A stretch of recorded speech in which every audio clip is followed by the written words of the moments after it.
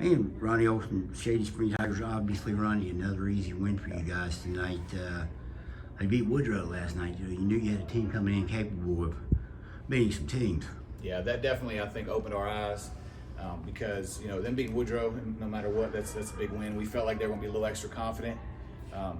So, our goal was to come out early and, try to show them that we're here to play, and I think the guys did a good job of that.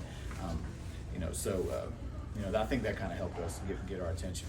Once again, defensively, they really couldn't get anything going. Yeah. Tried to drive, that didn't work. Tried to kick, and they weren't hitting their shots early.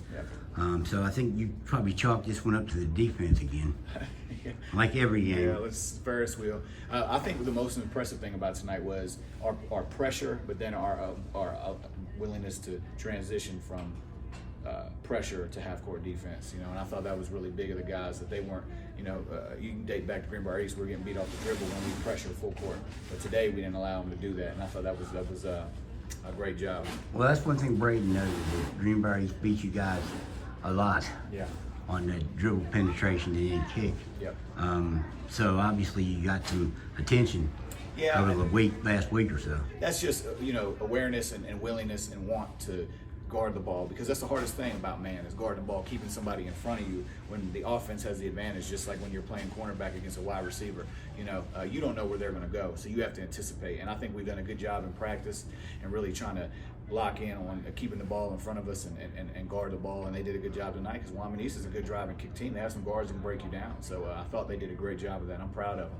Derek made mention that really Jaedan Holstein was the one that was kind of keying that defense tonight, because they couldn't get anything inside. Yeah. And he was really impressed by his play tonight on defense. I mean, that's Jaedan.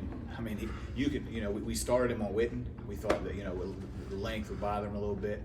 I thought he did a good job, and I think that kind of kept him off of the rebounds, because I think he only had like 8 or something, 9, which he probably had 15 if we could have put him inside. But I thought he did it. He's always the catalyst. Him and Cole guard the ball. I think it's starts with Cole and Jaedan on the defensive side. I mean, Cole's guarding the whole length of the floor of the ball every possession. Sometimes I got to remember to get him off the ball, but Jaden's so long and he can guard any position. It's tough to. Well, you had him on the ball some today. Yes, too. we did. Yeah. Is that something that you worked with this year, putting him out on, yes, just to give those other guys maybe a blow off the ball? Well, it's hard to see over Jaden. That's he's 6'7", and his length is and if you date all the way back to the state tournament, we started putting him up on the ball late, and I think it really had a big factor in us winning a state championship.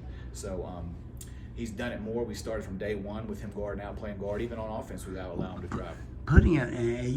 I'm probably wrong on this, but I just remember back in about 2000, there was a team that put a big on the state's leading scorer and shut him down. Did any of that come from that? No. But you know what I'm talking about. When you guys played, our team, Josh Allen, outstanding, All-American Division II player, led us to state title appearance. But now that you think about it, you got a lot of guys that could defend, and then you got a big player up top that keeps you going and guard anyone. That's now that I think about it, that's a pretty good comparison. But I just kind of saw it last year in the way he moves. If you don't want to put a guy like that on the ball, then there's something wrong. So he can get out there and guard anybody. So it's got to be frustrating for a team to see a guy like that. Because he's so long. High school, that's not used to seeing. And he plays hard. Yes, and he never stops his motor. You see him run the floor. I mean, and Cole and them guys are finding him down the lane, but I go back to it. The cross country has really helped him, and he's continually sprinting, and he never gets tired. And when we need him to play inside on a big guy, he'll play inside. From what you've seen in your career and your coaching career as well, is it rare for a big man to get up and down the court like that? Is he a rarity? Jaden is a rarity.